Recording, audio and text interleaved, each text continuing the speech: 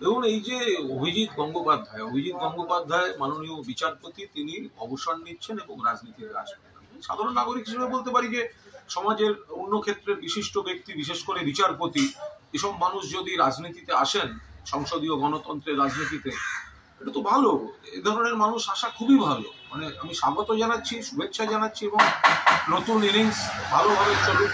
কিন্তু বিচারপতি বলেই দুটো প্রশ্ন থাকছে, এবং যেটা হচ্ছে, এক, যে মুহূর্তে উনি কোনো দলে যোগ দেবেন, ধরে নেওয়া যায় সেটা তৃণমূলের বিরোধী কোনো দল, তাহলে ওনার এতদিনের অবজারভেশন, রায়, ওনার বক্তব্য, দৃষ্টিভঙ্গি সবটাই যে একেবারে প্রি প্ল্যান্ড তৃণমূলের বিরুদ্ধে বলে সেটা কিন্তু প্রমাণিত হবে।